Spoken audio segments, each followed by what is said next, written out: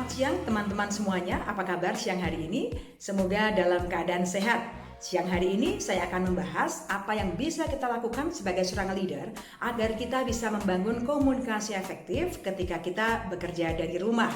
Komunikasi adalah faktor penting untuk kita membangun sinergi dan mencapai target yang diharapkan. Selama ini kita melakukan secara tatap muka. Nah, sekarang kalau jarak jauh, bagaimana?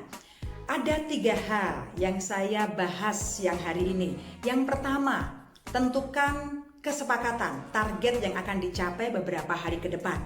Sebagai seorang leader, teman-teman perlu menyampaikannya dengan jelas, dengan detail, dan pastikan anggota tim kita paham dan mengerti. Karena itu, lakukan proses check understanding. Contoh misalnya teman-teman sudah menjelaskan sesuatu hal dan kemudian secara acak minta anggota tim untuk menjelaskan ulang. Ini sekaligus untuk kita bisa memahami seberapa jauh pemahaman dari anggota tim kita. Ya, jadi tentukan kesepakatan dan benar-benar dipahami agar tidak terjadi salah pengertian. Yang kedua, sebagai seorang leader, teman-teman perlu punya inisiatif lebih untuk bisa memastikan bahwa anggota tim kita melakukan tugasnya dengan baik.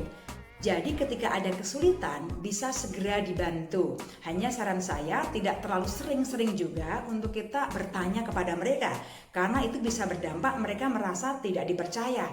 Ya, aku diawasi melekat dikit-dikit di WA, stres nih. Nah, seperti itu teman-teman. Jadi tetap ditanya hanya secara periodik begitu ya. Dan kemudian bukan hanya bertanya follow up, tetapi juga bagaimana kita support mereka. Ada proses encouragement, ada proses mendorong, menyemangati. Ketika mereka merasa kesulitan, kita dorong, kita bantu. Itu adalah faktor yang sangat penting sehingga mereka merasa bahwa yes, leaderku ada, leaderku membantu begitu. Nah, yang ketiga adalah bagaimana kolaborasi dengan memanfaatkan teknologi. Teman-teman bisa gunakan teknologi yang ada saat ini, misalnya Zoom atau Blue Jeans, untuk kita bisa membangun meeting yang efektif.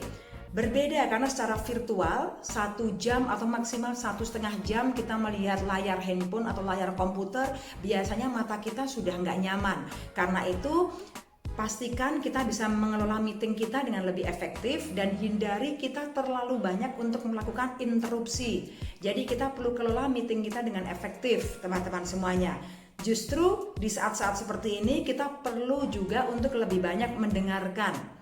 Jadi selain kita memberikan penjelasan, kita juga perlu mendengarkan agar tim kita merasa dihargai dan mereka senang kita hadir, kita ada untuk membantu mereka.